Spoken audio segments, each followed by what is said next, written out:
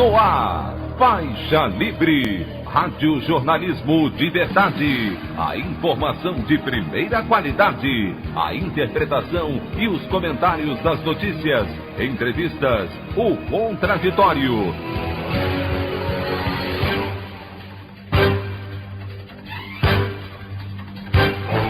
Tudo para aproximar você cada vez mais da realidade do Brasil e do mundo. Apresentação: Anderson Gomes. O Comitê de Política Monetária do Banco Central eleva pela segunda vez consecutiva a taxa básica de juros e Selic passa de 2,75% para 3,5% ao ano.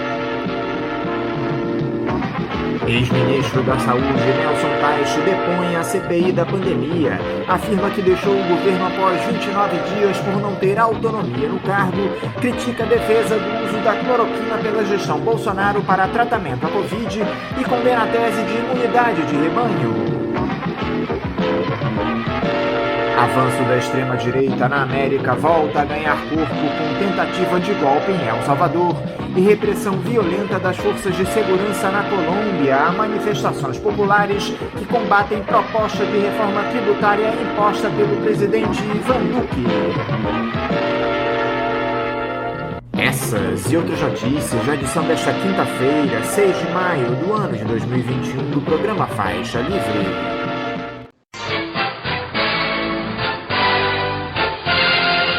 Comentário de Anderson Gomes.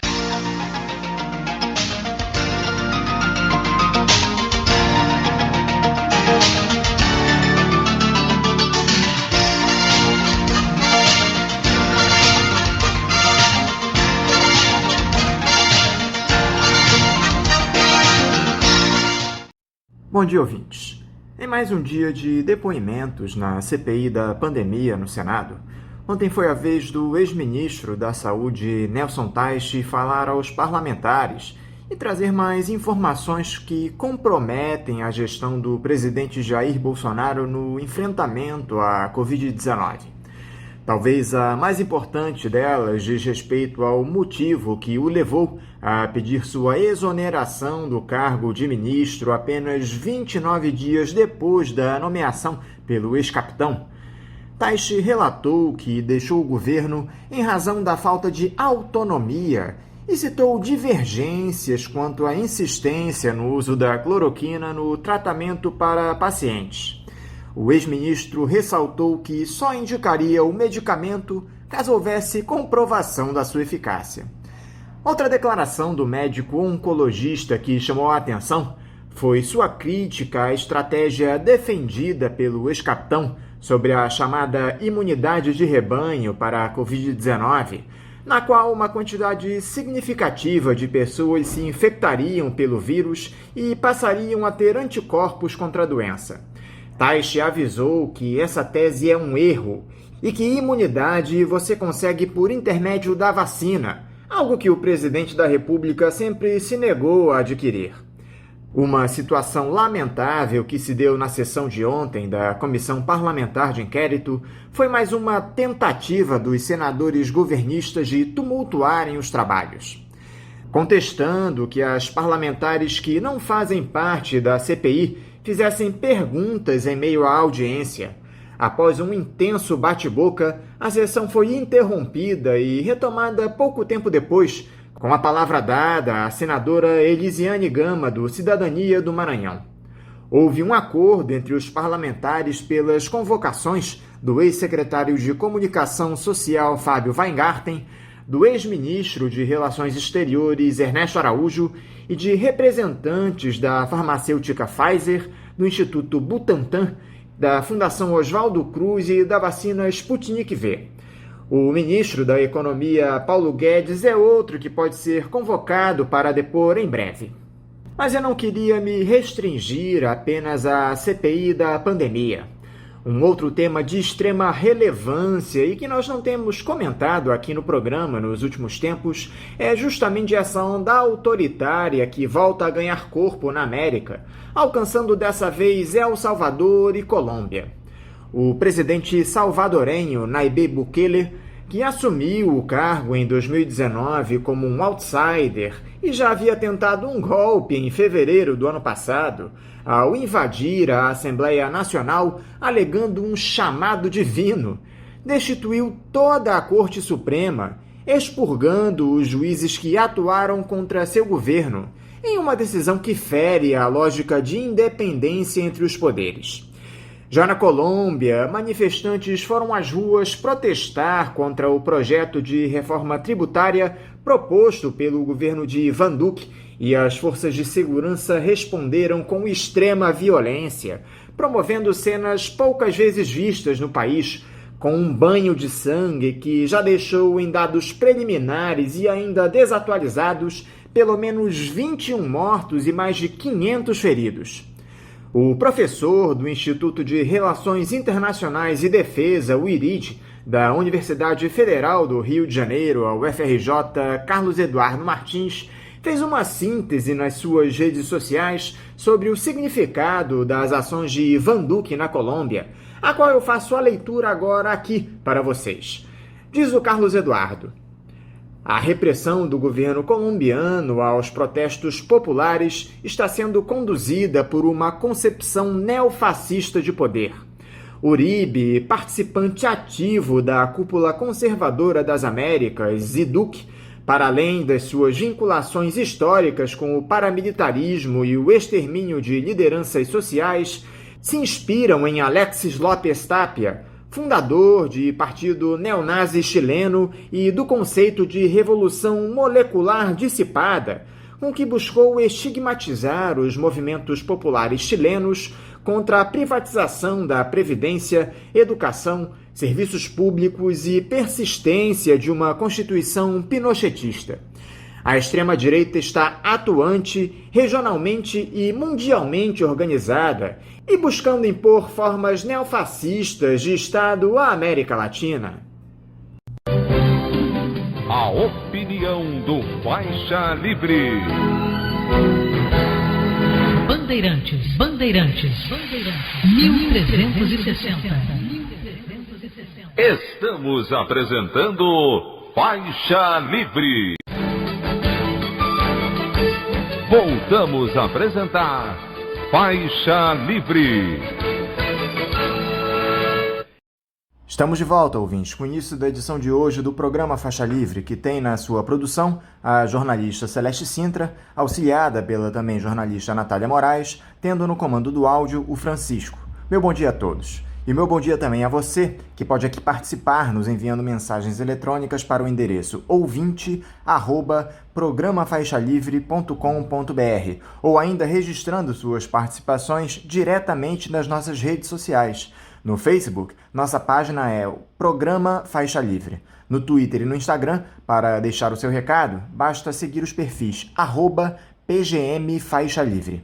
Lembrando que as participações por telefone estão inviabilizadas, pois durante o período da pandemia do novo coronavírus, nosso programa está sendo gravado no dia anterior à sua veiculação.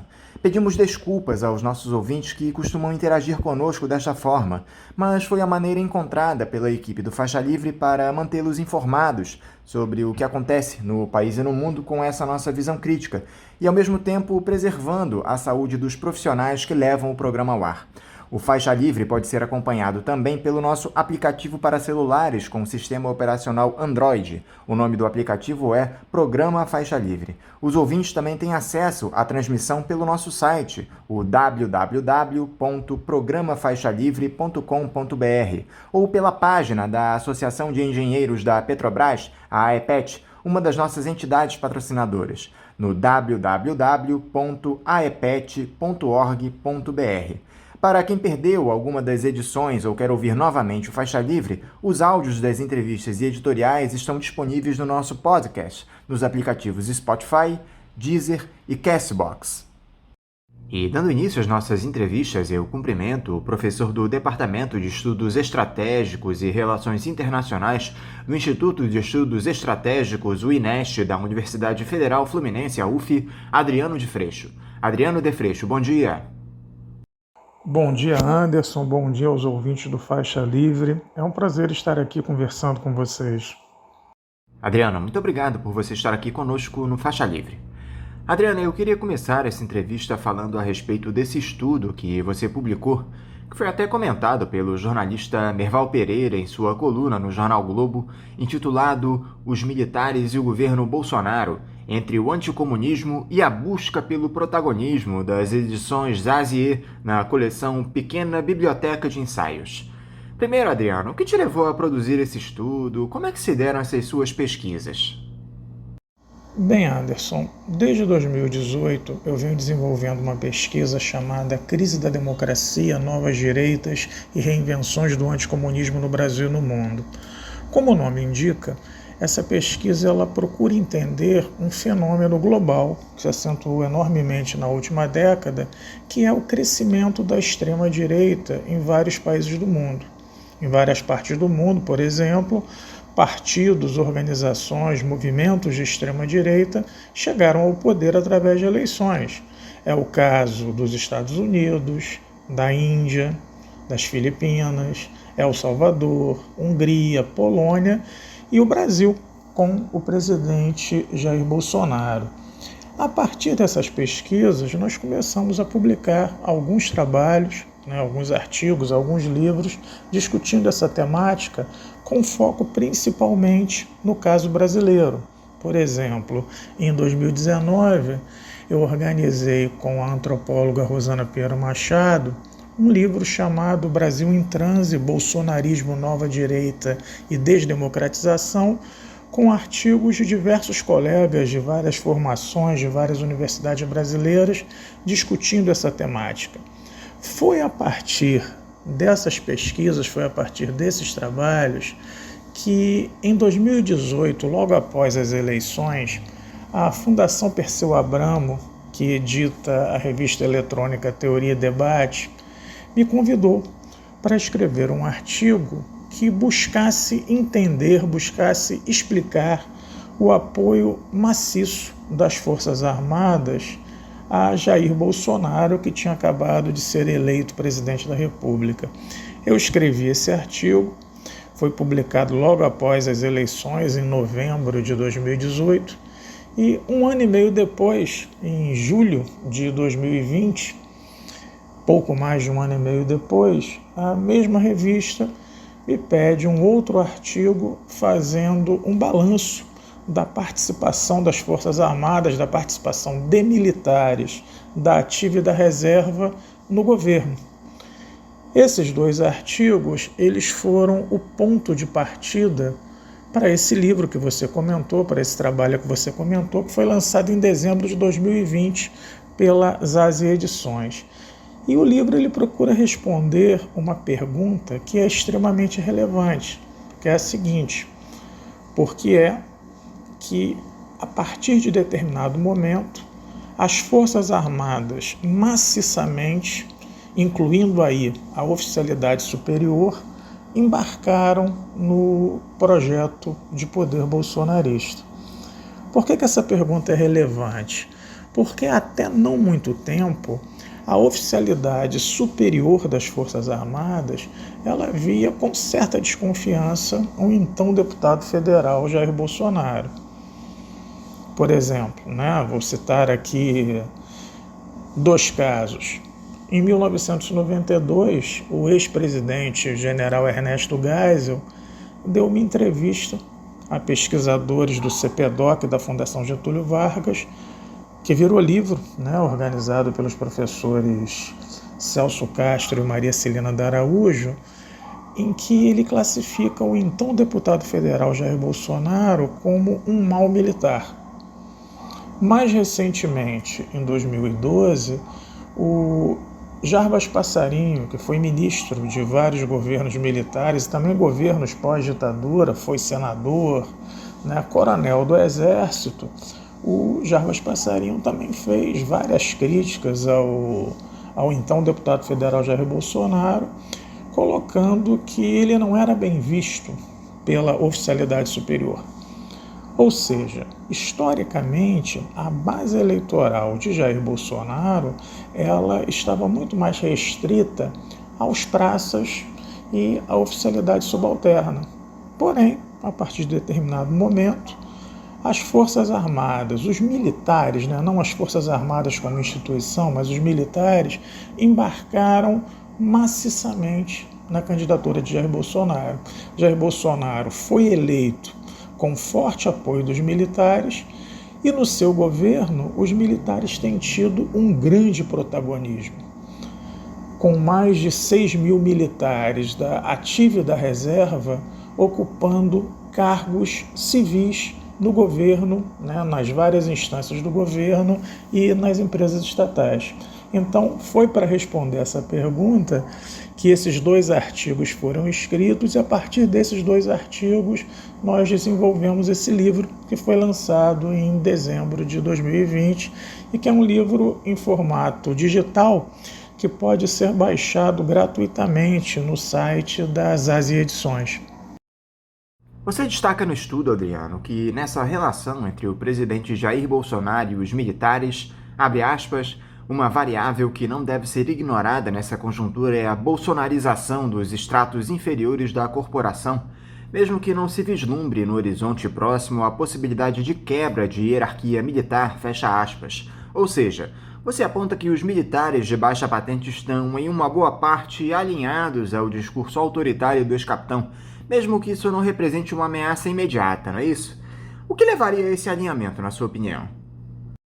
Anderson, como eu comentei na minha resposta anterior, historicamente, os militares de baixa patente constituem-se na principal base eleitoral do presidente Jair Bolsonaro, desde que ele se elegeu vereador em 1988 e depois nas suas sucessivas eleições a deputado federal a partir de 1990. A gente não pode esquecer que o Bolsonaro se projeta nacionalmente como uma espécie de liderança sindical militar durante o governo Sarney, reivindicando melhores salários, reivindicando melhores condições de trabalho. Por causa disso, ele sofreu um processo disciplinar, por causa disso ele foi julgado pelo Supremo Tribunal Militar, foi absolvido e depois passou para a reserva, num episódio que é muito bem retratado no livro do jornalista Luiz Macluf Carvalho, chamado Cadete e o Capitão. Então, desde essa época, a ligação de Jair Bolsonaro com os militares de baixa patente é bastante intensa. E, com o tempo, ele foi procurando ampliar esses laços, ele foi procurando fortalecer esses laços. Em suas sucessivas campanhas eleitorais, ele sempre se dirigiu muito para esse público. E nos últimos anos ele tem estreitado isso, comparecendo sempre às formaturas das escolas militares, comparecendo sempre a cerimônias e eventos nos quartéis. É uma forma de estreitar essa relação. E depois que ele chegou à presidência, ele tem procurado atender às demandas corporativas dos militares. Embora essa relação tenha ficado um pouco estremecida quando, na recente reestruturação da carreira militar, os militares de baixa patente eles não foram contemplados da forma como eles esperavam ser, mas, apesar disso, ainda é uma relação muito próxima, ainda é uma relação muito estreita. Isso não é algo de agora, isso não é algo que foi construído a partir da chegada de Bolsonaro à presidência, é algo que sempre pontuou a sua carreira política desde que ele deixou o Exército. E por que não há esse movimento entre os oficiais de alta patente, Adriano? Há um tipo de consciência democrática na cúpula das Forças Armadas, o que faz com que haja essa impressão de que eles não embarcariam em uma aventura autoritária do ex-capitão. Bem, Anderson, como eu comentei há pouco, o presidente Jair Bolsonaro, durante o processo eleitoral, também recebeu o apoio maciço dos oficiais superiores. Não foram somente os oficiais subalternos ou os praças que o apoiaram. Outro ponto importante, quando nós olhamos para as diretorias de empresas estatais e para os cargos de primeiro escalão do governo, quem nós vemos ali são principalmente oficiais generais. Então, entre a oficialidade superior, o presidente Jair Bolsonaro também tem bastante apoio. Agora, há uma diferença entre você ter um governo fortemente militarizado, com uma grande participação de militares. Como eu disse, hoje nós temos mais de 6 mil militares da ativa e da reserva ocupando cargos civis na administração pública. E você ter um governo das Forças Armadas como instituição. A delimitação dessa fronteira entre um governo com participação de militares e um governo exercido diretamente pelas Forças Armadas é que ocorreu a crise que culminou na demissão do ex-ministro da Defesa, Fernando Azevedo, e dos comandantes das 3 Forças Armadas. Justamente o ponto foi essa delimitação. Ora, eu creio até que existam setores da oficialidade superior das Forças Armadas dispostos a embarcar num projeto mais autoritário capitaneado pelo presidente Jair Bolsonaro. Porém, também há setores expressivos que resistem a isso. Podem até apoiar o presidente da República, porém não estão dispostos a embarcar nesse projeto autoritário. Por quê? Porque há uma consciência de que um governo exercido diretamente pelas Forças Armadas traz uma série de ônus, traz uma série de complicações. E esse é um ponto que tem sido um divisor de águas até esse momento. É o que leva setores da oficialidade superior a sentirem uma certa preocupação com essa excessiva politização dos quartéis e politização no sentido de bolsonarização dos quartéis. Então, esse é um ponto que eu acho que a gente tem que assinalar com bastante intensidade.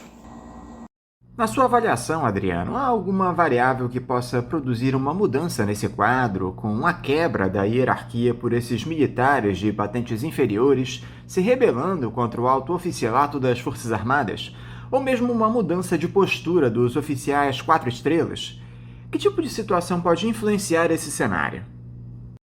Anderson, apesar de nós estarmos vivendo uma conjuntura extremamente complicada, com um quadro de crise econômica, de aumento das desigualdades agravados pela pandemia, eu não vejo ainda grandes possibilidades de agitações dentro dos quartéis. Por quê? Porque, por parte da oficialidade superior, mesmo aquela mais envolvida com o projeto bolsonarista, há uma clareza que a quebra de hierarquia é ruim para todo mundo. A politização dos quartéis, as agitações políticas dentro dos quartéis, isso é a pior coisa que pode acontecer para a instituição militar. Ao longo da história brasileira, nós temos vários exemplos disso. Uma outra coisa, agitações que poderiam levar, por exemplo, a uma intervenção militar. A gente tem que pensar o seguinte: intervenções militares não ocorrem isoladamente. Os militares não agem sozinhos como atores políticos. As intervenções militares que nós tivemos ao longo da nossa história são intervenções que contaram com forte apoio civil. A ditadura do Estado Novo, o golpe militar de 1964, nós temos ali os militares tomando a frente do processo, porém com forte apoio da igreja, da elite empresarial, de amplos setores das camadas médias urbanas, majoritariamente dos principais órgãos de imprensa. Hoje, nós não temos isso. É uma conjuntura completamente diferente. Nós temos setores extremistas de direita, civis e militares, que querem isso, que defendem isso. Agora, haver condições objetivas para isso é uma outra coisa, Então, eu acho que isso tolhe um pouco a possibilidade de agitações dentro dos quartéis. A cúpula militar, ela percebe claramente que uma excessiva politização, uma excessiva partidarização, acho que não é nem politização o melhor termo aí, uma excessiva partidarização dos estratos inferiores pode levar a sérios problemas. E isso é algo que eles procuram evitar. Hierarquia e disciplina são valores basilares das Forças Armadas. Por isso eu não vejo, pelo menos neste momento, a conjuntura é algo muito fluido, né, a possibilidade de algo do gênero acontecer. Você comenta também, Adriano, nesse estudo, que outro processo de bolsonarização que se torna um motivo de preocupação é o das polícias militares, que atualmente estão definidas pela Constituição como forças auxiliares e reservas do Exército e estão subordinadas aos Estados. De que forma isso se coloca como uma ameaça, Adriano? Anderson, essa é uma questão hoje muito mais central e urgente do que uma eventual bolsonarização dos estratos inferiores das Forças Armadas. Por quê? Primeiro, porque nós temos um histórico recente de movimentos reivindicatórios de policiais que foram marcados por episódios bastante violentos. Por exemplo, o caso do Ceará e o caso do Espírito Santo. Segundo, desses movimentos emergiram muitas lideranças policiais que aderiram ao projeto bolsonarista e muitas delas hoje ocupam cargos no parlamento. Muitas dessas lideranças se elegeram no bojo de uma preocupação forte existente entre os cidadãos sobre o problema da segurança pública. Ora, e o que nós assistimos? Essas lideranças hoje, elas têm procurado instrumentalizar as reivindicações policiais para esse projeto do presidente Jair Bolsonaro. Vamos pegar um exemplo bastante recente. Aquele episódio que aconteceu na Bahia, em que um soldado teve um surto e começou a atirar e com isso foi morto pelos colegas, você deve lembrar que lideranças bolsonaristas, deputados bolsonaristas, procuraram instrumentalizar esse episódio nas redes sociais, construindo a narrativa de que ele teria sido morto porque se recusou a agir contra os trabalhadores que queriam trabalhar. Ou seja, procurou-se instrumentalizar esse episódio contra um governador de oposição, contra um governador eleito pelo PT, que é o governador Rui Costa. Ora, isso só não foi possível porque o surto do soldado e a reação dos seus colegas que acabaram baleando, isso foi gravado, isso foi filmado, o vídeo circulou e isso impediu uma reação mais forte. Mas você deve lembrar, por exemplo, que lideranças policiais baianas, logo após o episódio, convocaram assembleias para discutir aquela questão. Lideranças que são identificadas com o projeto bolsonarista. No Ceará, a mesma coisa. Ou seja, há uma tentativa dessas lideranças policiais identificadas com o projeto bolsonarista de instrumentalizar as suas corporações em defesa desse projeto e contra governadores de oposição. Principalmente nos estados do Nordeste, aonde há governadores que têm assumido uma postura bastante forte de oposição ao presidente Bolsonaro, O governador da Bahia, o governador do Ceará, o governador do Maranhão, mesmo aqui no Sudeste, o governador de São Paulo, são governadores que têm tido uma postura oposicionista bastante forte e dentro das corporações policiais desses estados, há lideranças que procuram articular os seus colegas contra esses governos de oposição ao governo federal. Então, essa é uma questão que é bastante preocupante. Isso significa que todos os policiais são bolsonaristas? Não. Mas é indiscutível que as ideias bolsonaristas, os valores defendidos pelo grupo bolsonarista atraem setores expressivos dos meios policiais. Há um número significativo de policiais que aderiram a esse projeto. Por quê? Porque é um discurso fácil em defesa da segurança pública, é um discurso fácil, é um discurso simples, não necessariamente eficaz, mas é um discurso de fácil compreensão. E, por outro lado, no bojo desse discurso, há toda uma argumentação de valorização dos policiais. Isso seduz, isso atrai, né? Mas não quer dizer que todas as corporações, né, todos os policiais sejam bolsonaristas. Mas uma coisa é indiscutível: existem importantes lideranças policiais que aderiram ao projeto bolsonarista e que têm procurado instrumentalizar as suas corporações na luta política contra governadores estaduais que fazem oposição ao governo federal. Adriano, esse envolvimento do clã Bolsonaro com as milícias no Rio de Janeiro não é novidade para ninguém. O Flávio Bolsonaro chegou até a homenagear na Assembleia Legislativa o ex-PM Adriano da Nóbrega, chefe do escritório do crime, morto no ano passado em uma ação da Polícia da Bahia.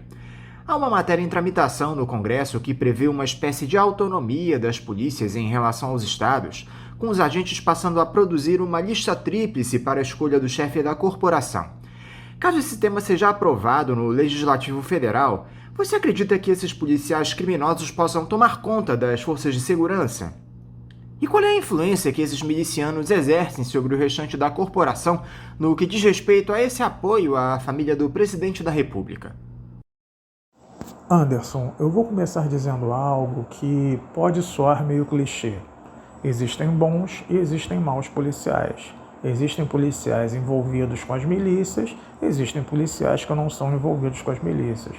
Porém, é inegável o crescimento da influência desses grupos milicianos dentro de algumas polícias estaduais. Nós temos vários trabalhos acadêmicos, nós temos inúmeras matérias jornalísticas, nós temos o relatório da CPI das milícias que aconteceu na Assembleia Legislativa do Rio de Janeiro, que mostram isso. Em estados como Rio de Janeiro e Espírito Santo, a influência de grupos milicianos dentro das corporações policiais é fortíssima. E esse projeto que você mencionou, que está tramitando no Congresso Nacional e é apoiado pela bancada da bala, uma bancada que é formada majoritariamente por ex-policiais que se elegeram, esse projeto aumenta a autonomia das PMs estaduais e diminui, e das polícias civis também, e diminui a autoridade do governador. Por exemplo, o comandante da PM teria um mandato fixo e seria escolhido a partir de uma lista tríplice. A partir do momento em que ele foi escolhido, ele não poderia ser demitido pelo governador. Ora, a possibilidade que em corporações policiais, onde a milícia exerce forte influência, desse comandante, caso isso seja aprovado, receba o apoio desses policiais envolvidos com grupos milicianos, isso é algo incontestável. Além do que, esse projeto visa diminuir a autoridade dos governadores estaduais e se relaciona bastante com aquele ponto que eu levantei na minha resposta anterior. Não é à toa que o governo federal hoje apoia esse projeto. É um projeto que está tramitando no Congresso há muito tempo e que agora voltou à tona com força total. Por quê? Porque está recebendo o apoio da bancada bolsonarista. Isso passa por essa lógica do projeto bolsonarista de cooptar o apoio das corporações policiais estaduais. Essa é uma questão que se relaciona bastante com aquela preocupação que eu externei na minha resposta anterior. Então nós temos aí dois elementos.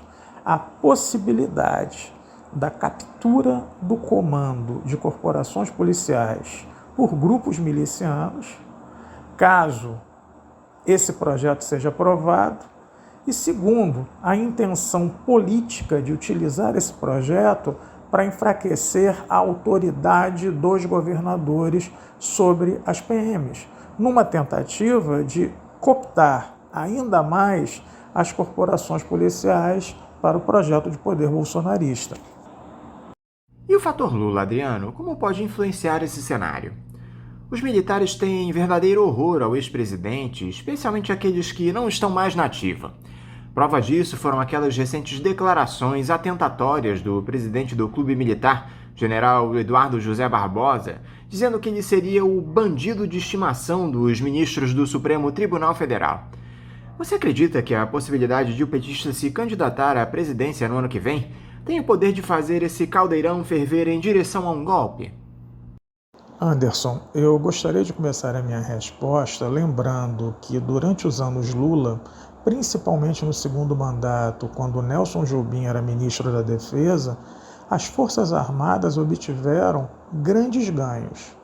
Ganhos corporativos para os militares, como a reposição de perdas salariais, e ganhos relacionados às suas atividades fins, como, por exemplo, a retomada de projetos estratégicos que estavam parados ou quase parados, como é o caso do submarino nuclear, o reequipamento das Forças Armadas, a aquisição de novos caças para a FAB é um exemplo, a elaboração de uma estratégia nacional de defesa que prevê, por exemplo, a necessidade de se implantar no Brasil uma indústria de defesa sólida que servisse inclusive de alavanca para o desenvolvimento econômico nacional. Ou seja, houve uma série de ganhos para os militares. E aí surge o questionamento, Fica a pergunta.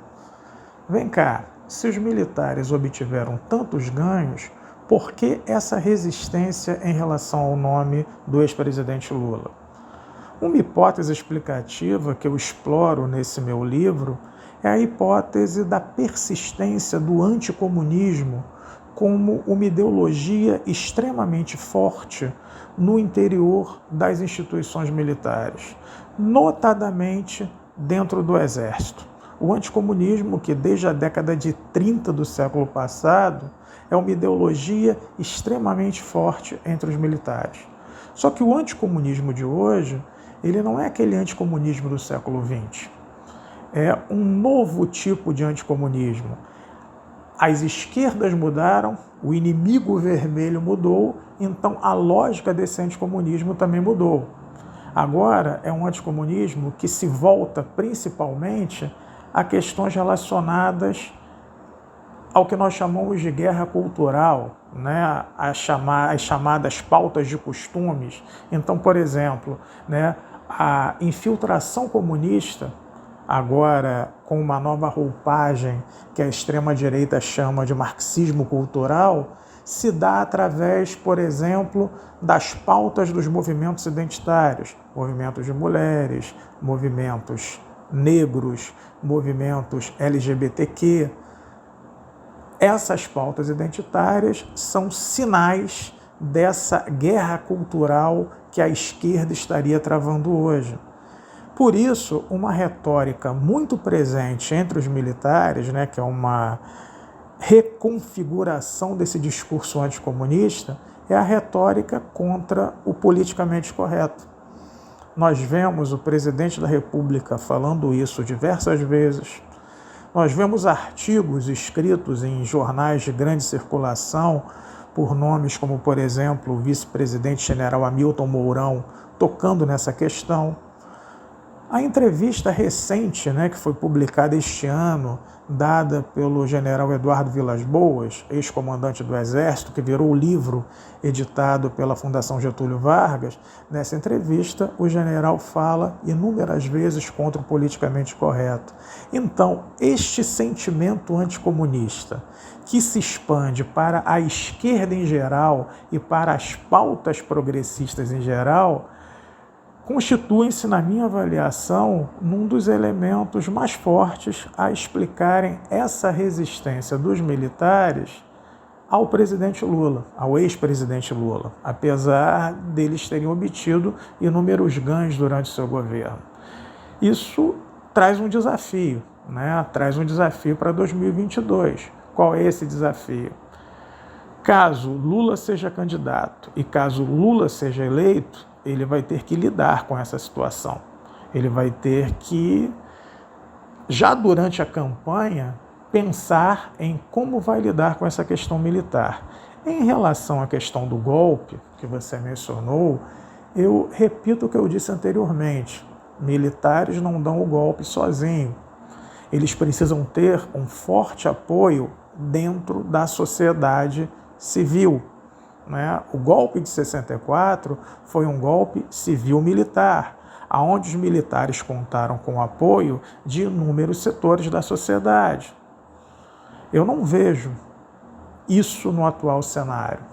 Eu vejo, sim, uma minoria extremista, bastante radicalizada, civil e militar, levantando essas bandeiras. Daí a possibilidade desses setores terem capacidade de mobilização para dar um golpe a uma distância enorme. Como eu mencionei anteriormente, dentro das próprias Forças Armadas existem resistências a isso. Você vê as nossas instituições capazes de dar conta de um atentado à nossa democracia, Adriano? O Legislativo e o Judiciário têm força para conter o bolsonarismo? Anderson, eu considero as nossas instituições extremamente fragilizadas.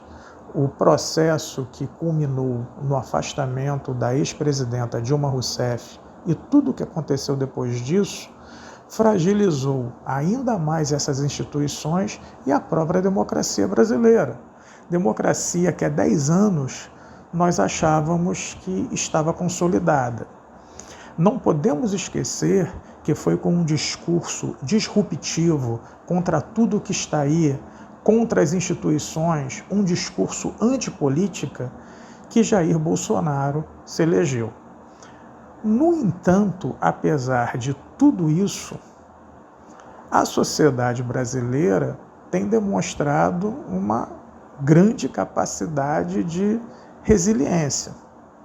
Ela tem conseguido, aos trancos e barrancos, resistir a essa tentação autoritária que ronda o atual governo. Com todas as suas fragilidades, com todos os seus problemas, instituições como o Supremo Tribunal Federal têm conseguido responder a algumas dessas questões.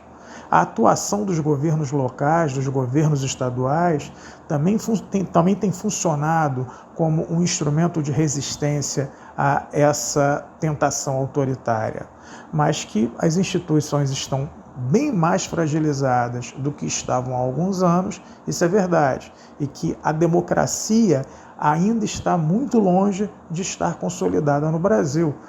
As tentações autoritárias, o fantasma do autoritarismo continua rondando. É algo que nós achávamos há alguns anos que estava superado e não está. O governo Jair Bolsonaro mostra isso. E como é que os partidos de esquerda podem atuar, Adriano, para impedir que a retórica do Bolsonaro ganhe espaço no nosso país? Os políticos progressistas têm agido da maneira mais eficaz, na sua opinião? Anderson, o campo progressista, nesse momento, tem alguns nós que precisam ser desatados, tem algumas questões que precisam ser solucionadas. Primeiro, a estratégia do campo progressista até este momento tem sido uma estratégia eminentemente eleitoral, visando 2022.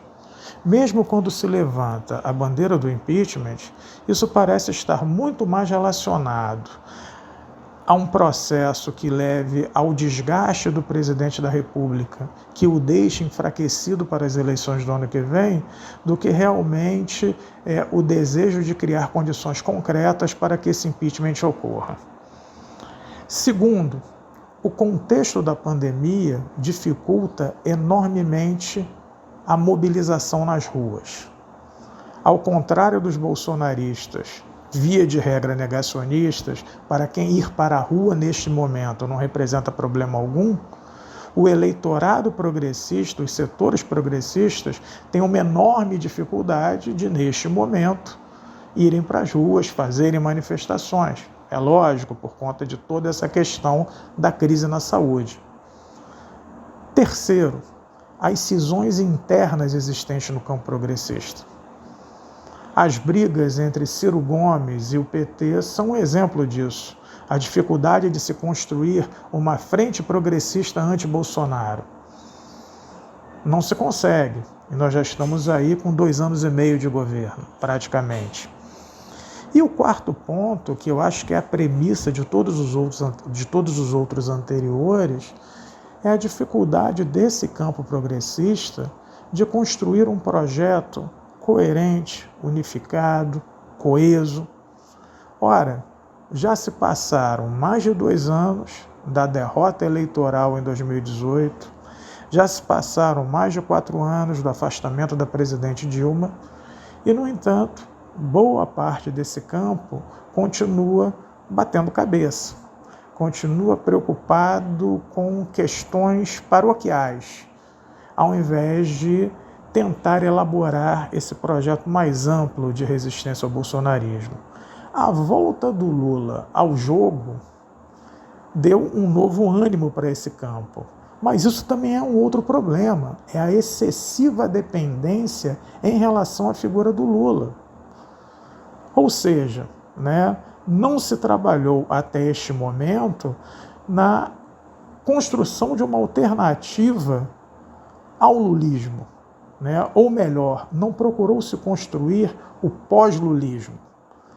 10 anos depois da saída do Lula da presidência, o Lula continua sendo a principal referência do campo progressista. A esquerda continua extremamente dependente da figura do Lula. As chances de derrotar o bolsonarismo hoje passam diretamente por uma única figura. Isso é um problema, Isso está relacionado à falta de projeto. Isso está relacionado, a uma falta de perspectiva mais amplas. Isso é algo que a esquerda tem que pensar.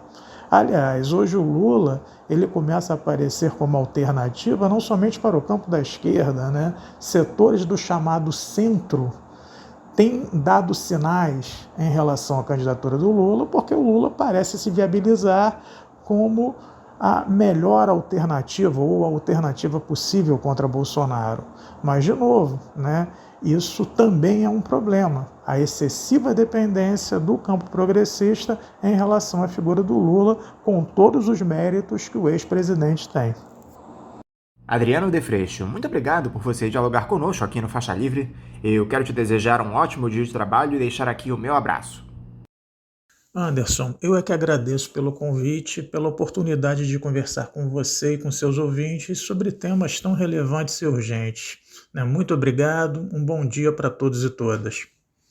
Conversamos aqui com o professor do Departamento de Estudos Estratégicos e Relações Internacionais do Instituto de Estudos Estratégicos da Universidade Federal Fluminense, a UF, Adriano de Freixo. Como vocês, ouvintes, sabem, o Faixa Livre tem passado por um processo de transição nos últimos tempos que provocou algumas mudanças e também adaptações às novas tecnologias. Uma delas é justamente a adoção de uma chave Pix, essa nova modalidade de transferência de valores para os ouvintes que desejam contribuir com qualquer quantia para a manutenção do programa. Portanto, para você que já aderiu a essa nova tecnologia, a chave Pix da conta do Faixa Livre é o nosso e-mail, ouvinte@programafaixalivre.com.br. Repetindo, a nossa chave Pix é ouvinte@programafaixalivre.com.br. Para você que faz transferências da maneira tradicional, a nossa conta em nome da Associação de Funcionários do BNDES, a AFBNDES, no Banco Itaú, agência 1964, conta corrente de número 03004, dígito 1. Repetindo, a agência do Banco Itaú, 1964, conta corrente 03004, dígito 1. O CNPJ da AFBNDES para a realização de depósitos de quem não é cliente do referido banco é o 33984-550-0001-41. Repetindo, o CNPJ da AFBNDES é o 33984-550-0001-41. Lembrando que todos os recursos depositados nessa conta são destinados exclusivamente ao financiamento dos custos do Faixa Livre. Para quem não conseguir anotar as informações referentes à conta, elas estarão disponíveis no nosso site, o www.programafaixalivre.com.br. programafaixalivre.com.br e nas nossas redes sociais, no Facebook, Twitter e Instagram. Então, repetindo mais uma vez, a nossa chave Pix é ouvinte@programafaixalivre.com.br e a conta corrente da AFBNDES do Banco Itaú, agência 1964, conta de número 03004, dígito 1. Vamos agora ao nosso primeiro intervalo. Voltaremos já já. Voltamos a apresentar Faixa Livre. Já voltamos, ouvintes, e agora eu saúdo a deputada estadual pelo PSOL do Rio de Janeiro, Dani Monteiro. Dani Monteiro, bom dia. Bom dia Anderson, bom dia Celeste, bom dia aqui a todos os ouvintes do Faixa Livre, programa importante para a imprensa e comunicação brasileira. Um salve aí todo mundo que está nos escutando de casa, vamos que vamos. Dani, muito obrigado por você dialogar conosco mais uma vez aqui no programa. Dani, você preside a Comissão de Direitos Humanos na Assembleia Legislativa do Rio de Janeiro, uma função de enorme importância em uma cidade que historicamente sofre com as ações truculentas das forças de segurança, em especial da Polícia Militar. E nos últimos meses a situação voltou a ficar complicada, Dani, já que as operações nas favelas se intensificaram após um período de trégua por conta da pandemia. Como é que anda o trabalho de vocês na comissão, Dani, em um momento de ampliação da violência policial aqui no estado? O importante quando a gente tem memória, né, é que a gente consegue também ter um outro lado do processo. O bacana da Comissão de Direitos Humanos da Alerj é que ela traz em si um legado de mais de 10 anos de atuação em diálogo constante com os movimentos sociais, incidindo, né, nos casos de violação de direitos. Então, nesse sentido, acho que há uma intensificação, mas é um processo que, do ponto de vista da comissão, a gente já reconhece há 10 anos, né, pelo menos aí. E óbvio que aqui no estado do Rio de Janeiro também, né, não tem como pensar o aumento da violência policial descolado da crise econômica a qual estamos inseridos hoje. Nosso estado que anda, né, combalido com um regime de recuperação fiscal ainda não aprovado e um cenário de muita instabilidade econômica. A gente é campeão de desemprego no Brasil todo, sabe? Rio de Janeiro é que mais perde postos de trabalho formal. Então, é para nós uma lógica que intensifica, né, também demarcada pela relação com o aumento do custo de vida. Cesta básica, o DIEESE, dá conta de R$ 650. Então, isso já é muito maior do que os auxílios emergenciais disponibilizados hoje. Muito importante ressaltar o Supera Rio que a gente construiu ali na Alerj, mas ele ainda é muito distante da realidade de necessidades. Então, óbvio que em um momento, né, de colapso social, a violência a partir, né, da estrutura do Estado, das forças de segurança, ela também aumenta. Então, com isso também aumenta as operações policiais nas favelas e cada vez mais disputando, né, uma narrativa e uma legitimidade nesse processo. Acho que fica para nós, né, o tiro na cabecinha do ex-governador agora afastado como um marco dessa política de morte constituída aqui, naturalizada, né, tentativa de naturalização dela no nosso estado. E aí acho que o afastamento do Witzel é também para um processo da gente retomar um debate à esquerda, um debate que garanta direitos humanos e que garanta também direitos sociais básicos. Qual é a principal dificuldade que vocês da comissão têm enfrentado nesse momento, Dani? A principal dificuldade é a pandemia, né? A gente tem muito orgulho de ser uma comissão que sempre esteve aberta ao atendimento ao público, né? E um atendimento direto. E não só ali, representado na estrutura, né? Na sala de atendimento da comissão, mas também no processo de busca ativa de casos no Estado. Então, eu acho que hoje o nosso principal desafio é o momento que a gente vive e as restrições sanitárias. Isso impôs para a gente a necessidade de ter uma dinâmica de atendimentos mais restritas do ponto de vista ali do atendimento presencial e, obviamente, também a garantia da segurança sanitária da nossa equipe, dos atendidos, é um processo que, de alguma forma, debilita um pouco essa busca ativa. E por que a polícia voltou a atuar de forma violenta nas favelas, Dani, com a pandemia ainda vitimando milhares de brasileiros por dia? Não havia aquela determinação do Supremo Tribunal Federal de que as operações só poderiam acontecer em situações excepcionais, com autorização do Judiciário? A gente tem uma lógica de segurança pública que vigora no Brasil, mas a gente percebe ela especialmente no Rio de Janeiro, que inclusive nos exemplifica o porquê dessa letalidade policial, né? Uma política de segurança pública de enxugar gelo sujo de sangue.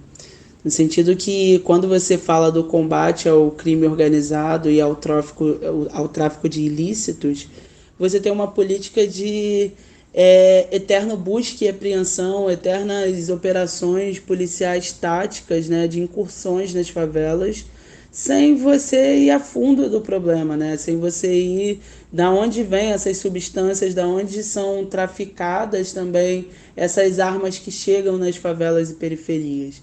Então, há uma lógica de segurança pública ineficaz, mas que, infelizmente, ao longo dos anos, vem vitimando principalmente pessoas inocentes, jovens, crianças, trabalhadores das favelas e periferias, mas muitas vezes vitima também os agentes de segurança pública. E é uma lógica de uma guerra sem fim, de controle daquela população. É importante que a decisão, né, da DPF 635 ela vem no sentido de proibir, entendendo o contexto da pandemia, proibir essas ações policiais, mas elas são completamente ignoradas no sentido que, se não houver operações constantes, as forças de segurança alegam a perda do controle, né, das relações no Rio de Janeiro. Só que de que forma vai perder o controle se já há um controle tão demarcado e tão militarizado dos territórios, que envolve não apenas as facções criminosas, mas também os poderes paramilitares, né? Ou seja, estruturas que se corrompem de dentro da própria corporação. Isso é algo que precisa ser visto como prioridade no enfrentamento à violência no estado do Rio de Janeiro. Não há como ter uma política de segurança pública hoje que não enfrente também as milícias, além das facções organizadas.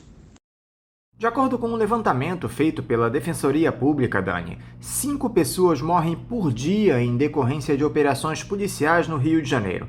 Para se ter uma ideia, entre a noite do dia 26 e a manhã do dia 27 do mês de abril, na semana passada, 18 pessoas foram baleadas no Rio de Janeiro, sendo que 9 delas morreram. Parece que nem mesmo o impeachment do agora ex-governador Wilson Witzel foi capaz de pôr fim àquela retórica criminosa do tiro na cabecinha pelas polícias aqui no Rio, Dani. O que é que pode ser feito para que essa realidade de desprezo pela vida do preto, do periférico, do favelado seja alterada no nosso país? Infelizmente, para nós, aquela retórica tão bem conhecida do tiro na cabecinha, ela não começa e não termina, né, na gestão do ex-governador Wilson Witzel.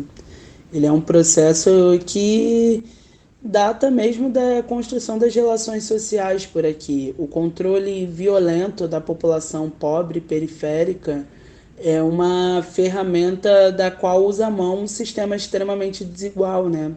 Porque, a partir da perspectiva que você não garante os direitos humanos a todos, a dignidade de vida para as pessoas, você naturalmente terá uma constante onda e crescentes ondas, né, na verdade, de violências, porque a fome na barriga, a necessidade da garantia da dignidade, o ódio acumulado dessas situações, dessas constantes violações, pensa o que é, né, a vida, a trajetória de um preto pobre periférico da nossa favela. É uma realidade de quem vence dia a dia inúmeras violências e violações da sua dignidade humana. Então, há também muito ódio, sentimentos reprimidos no sentido que alimenta esse processo de violências. Então, e quando o sintoma, né, a forma do Estado tratar isso é a constante violação, ou seja, você responde violência com mais violência, você gera um ciclo que é alimentado, né? A forma hoje como é encarada a formação dos profissionais de segurança pública, para quê e por que eles são treinados, é uma lógica que alimenta essa guerra, que é uma guerra à nossa sociedade, né? Uma guerra às favelas, aos territórios periféricos. E isso segue, né? E você tem dos anos 90 para cá um crescente do armamento bélico, um refinamento dos processos, até o Rio de Janeiro, inclusive, figurar, né, como o principal estado, o maior estado com mortes por bala perdida. Porque aqui se usa armas de alto alcance, que inclusive em comparativo com outros estados da nossa federação não se usa. Então, realmente é uma bomba relógio social, na verdade aquecendo mais e mais uma panela de pressão que, inevitavelmente, a gente precisa retomar um debate de refundação, né, da nossa segurança pública, a retomada da integração das duas secretarias como uma única Secretaria de Segurança Pública, para pensar essa política através dali. E o mais importante de tudo, a centralidade de todas essas ações tem que ser movida pela garantia do direito à vida, a garantia do direito humano, ou seja, a vida inclusive de todos os envolvidos. Nem agentes de segurança pública, nem pessoas moradoras de favelas e periferias devem padecer dessa guerra. É triste, é dramático o que vive o nosso Estado, mas é possível sim retomar um debate que não só reduza indicadores de violência, mas garanta aumento dos indicadores de dignidade. Por falar em impeachment do Witzel, Dani, você integrou o Tribunal Especial Misto ao lado de outros 4 deputados e 5 desembargadores, que confirmou por unanimidade a perda definitiva do mandato do ex-governador, acusado de ter participado de um esquema de desvio de recursos na área da saúde. Além disso, o ex-juiz ficará inelegível por 5 anos.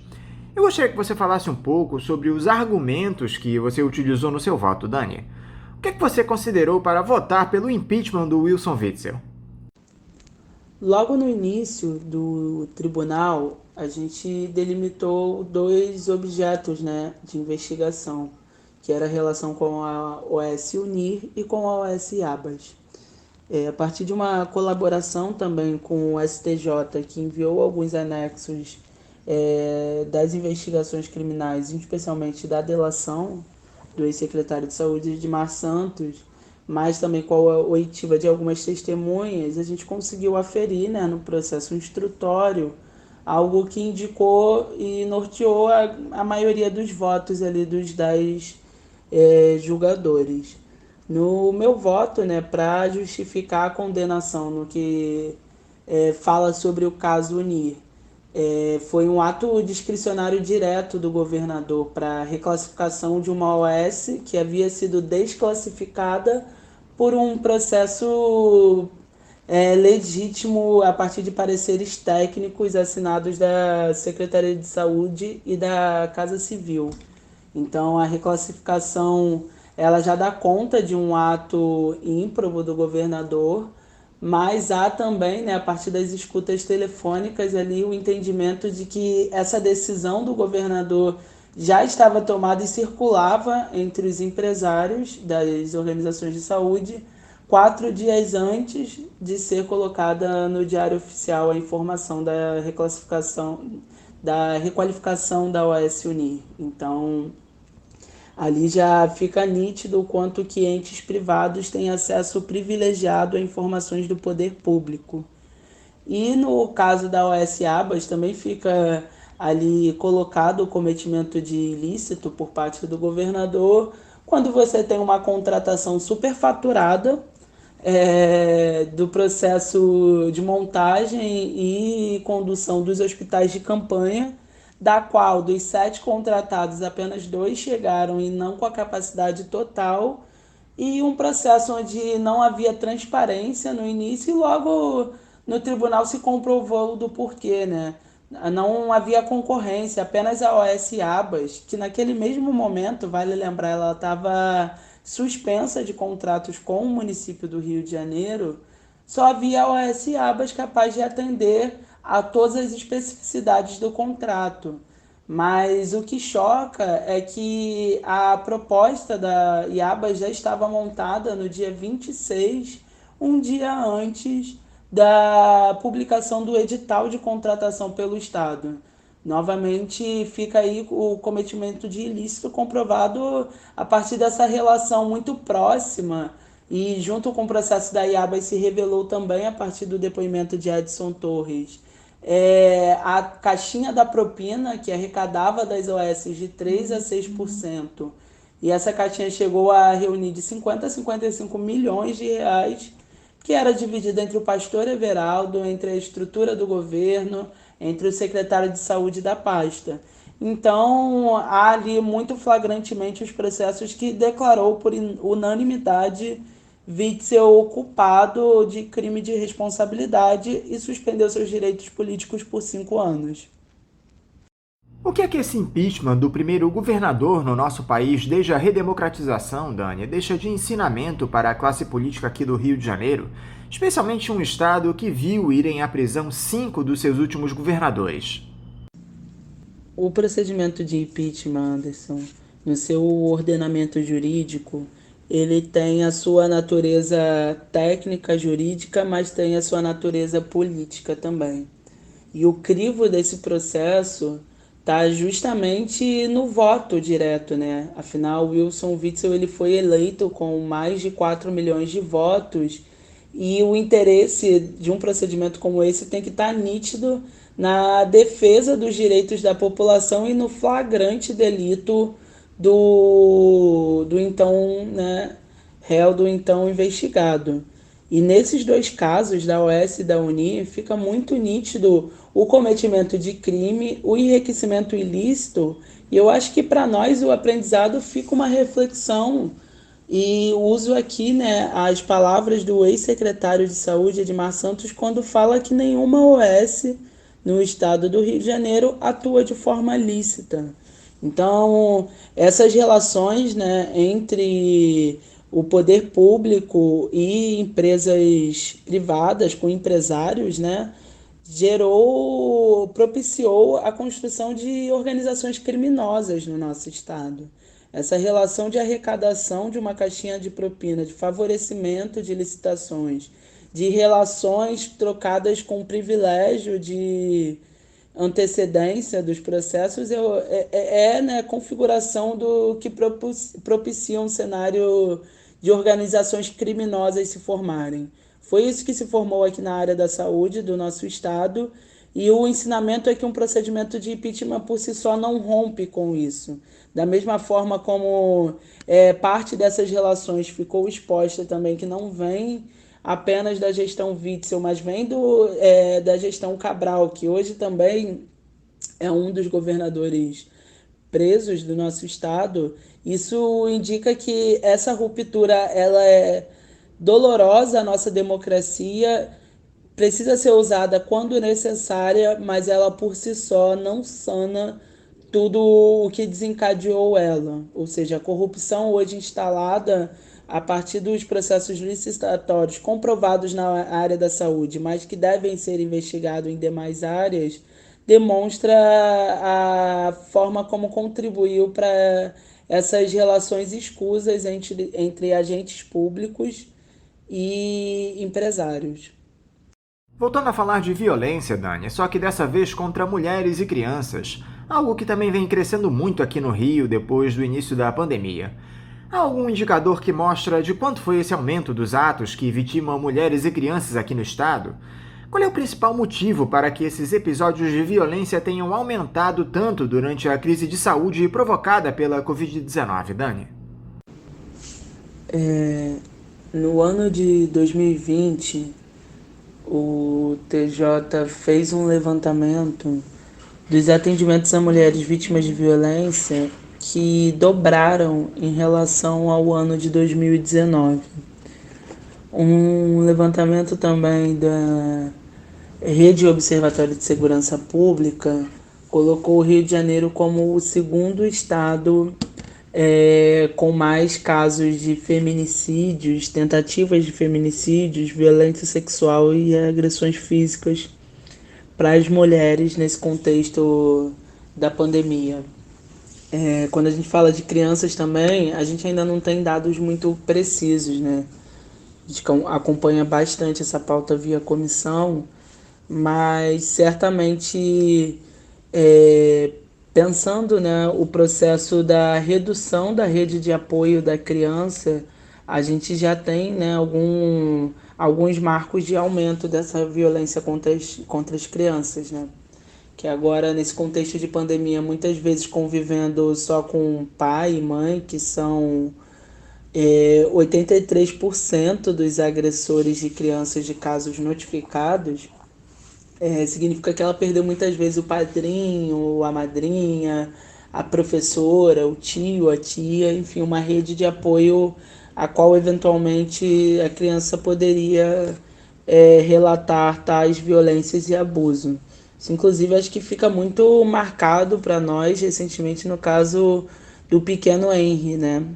Acho que, enfim, um capítulo também dramático das diversas violências a qual as nossas crianças estão submetidas, uma vítima desses processos que a gente tem que encarar como algo que o contexto da pandemia de fato acentua, né? De fato, essa propicia até do ponto de vista quando a gente fala das crianças, as horas que elas passavam nas escolas, né, e agora estão em casa, muitas vezes os pais desempregados pelo contexto de pandemia ou com a renda no geral reduzida, isso propicia muito um contexto de violências. E aí é muito importante a gente olhar, né, violência contra a criança, violência contra mulheres, mas também a idosos, também a pessoas com deficiência, porque você vai entendendo que a violência é um processo de escoamento, né, que vem de cima para essa pessoa e que perpassa para outra, e o ser visto como incapaz, seja por uma redução do seu gênero, seja pelo seu processo ainda de formação enquanto criança e adolescente, seja um idoso ou uma pessoa com deficiência, é alvo, né, dessa frustração desse outro, né, do adulto muitas vezes responsável pela renda da família ali. Então é sintomático, e é sintomático também que a pandemia tenha agravado esse processo. A Celeste me avisou aqui, Dani, que vocês da Comissão de Direitos Humanos da Alerj criaram um número de WhatsApp para facilitar o atendimento e também as denúncias de violência durante esse período de isolamento social, não é isso? Que número é esse, Dani? Como é que isso funciona? E em que situações as pessoas podem entrar em contato com vocês da comissão? Sim, Anderson, exatamente. Isso mesmo. Temos agora o Zap da Cidadania, um canal de atendimento direto à população pela Comissão de Direitos Humanos, que pode ser enviado a partir de uma mensagem no WhatsApp. O número, anota lá, é o DDD 21 99670 1400. Vou repetir: 21 99670 1400. Aceitamos mensagem de qualquer número cadastrado nesse aplicativo WhatsApp e estamos atendendo qualquer caso de violação, seja crianças, a jovens e adolescentes, mulheres, negros e negras, LGBTs, pessoas com deficiência, idosos, situação de instabilidade na moradia nesse contexto de pandemia, desocupação. É um processo que não deve acontecer, está previsto em lei nesse contexto de pandemia. Então, para inúmeras violações, seja ela qual for, pode mandar uma mensagem para o nosso Zap que a gente com certeza vai atender. Um dos nossos valores é que todo mundo tem direito humano e ele precisa ser garantido a todos e todas, independente de cor, raça, classe ou etnia. Por óbvio que alguns têm essa violação mais cotidiana nas suas vidas, mas a garantia do direito humano deve ser para todos. Até para que todos tenham, é preciso garantir para todos. Para finalizar, Dani, a esteira da ampliação dessa crise social que veio a reboque da pandemia, vocês lá na Alerj aprovaram o estabelecimento do programa assistencial denominado Supera Rio, que oferece às famílias mais pobres uma ajuda financeira que varia entre R$ 200 e R$ 300, dependendo do número de filhos. O programa deve repassar em torno de 5 bilhões de reais vindos do Fundo de Combate à Pobreza, a Lei do Refis, o pagamento de dívidas, a sobra orçamentária e outros fundos, como o Fundo Estadual de Conservação Ambiental e Desenvolvimento Urbano. Esse auxílio já está sendo pago, Dani? Explica aqui para os nossos ouvintes, por favor, quem tem direito a essa ajuda financeira, tão importante em um momento excepcional como o que vivemos. As pessoas precisam se inscrever nesse programa. Como funciona o Supera Rio, Dani? Muito bom, Anderson, você tocar nesse ponto do Supera Rio, porque foi um programa aprovado via projeto de lei da Alerj e do ponto de vista, né, da desvinculação dos fundos para construir, né, acumular orçamento para esse programa, esses 5 bilhões que você cita, foram processos bastante saudáveis, democráticos e amplos, né? O debate garantido ali na Assembleia Legislativa, e acredito que a gente chegou a uma conformação final também de distribuição do benefício bastante satisfatória. O atraso nos pagamentos se deu por conta da demora da sanção da lei pelo, então, na época, né, governador interino Cláudio Castro, mas efetivamente a Alerj conseguiu construir um programa à altura dos desafios de um Estado que vem de um processo traumático, né, em seu orçamento, uma construção de um regime de recuperação fiscal que não nos permite investir, em especial investir no social. Esse programa ele dá o valor de R$ 200 por pessoa e tem um acréscimo de R$ 50 para cada filho menor de idade, num limite de até 2 filhos. Pode ter acesso a esse benefício todas as pessoas que estejam cadastradas no CAD Único, Programa Social, e tem a renda igual ou inferior por pessoa de R$ 178. Então, profissionais autônomos, trabalhadores da economia solidária, agricultura familiar, microempreendedores individuais, agentes e produtores culturais, profissionais autônomos, inclusive costureiras, cabeleireiros, manicures, esteticistas, maquiadores, artistas plásticos, sapateiros, massagistas, enfim, uma infinidade de profissões que a gente traz na Lei 8.571, que é a lei efetivamente que traz os demarcadores que a gente utiliza no Supera Rio. Então, são todos esses profissionais de diversas categorias autônomas e aqueles também que não possuem renda e estão no CAD Único. Esse benefício ele tinha data prevista para o começo do pagamento em abril, e a partir da Comissão de Direitos Humanos a gente está aberto para acompanhar, né, esse processo e qualquer problema no recebimento que a população possa ter. Dani Monteiro, eu quero mais uma vez te agradecer por você dialogar conosco aqui no Faixa Livre. Quero te desejar um ótimo dia de trabalho e deixar um forte abraço. Então é isso, Anderson. Agradeço muito esse espaço. Um programa que já é querido, né, da nossa construção a partir do nosso mandato. É muito bom poder vir aqui tratar de temas importantes e pertinentes à conjuntura. Programa sempre muito atento e com debates muito bons. Agradeço muito o espaço. Agradeço também a Celeste, nossa querida também, e obviamente a todos os nossos ouvintes, né, que estão aí prestigiando esse espaço. Agradeço e peço para que, se tiver qualquer dúvida ou quiser acompanhar o nosso trabalho, é só acompanhar nas nossas redes sociais, ou também no caso da Comissão de Direitos Humanos, manda aí também um zap para o nosso Zap da Cidadania. Conversamos aqui com a deputada estadual pelo PSOL do Rio de Janeiro, Dani Monteiro. Eu mais uma vez volto à leitura dos recados que vocês ouvintes nos encaminham aqui pelas nossas redes sociais, pelo nosso site, pelo nosso e-mail.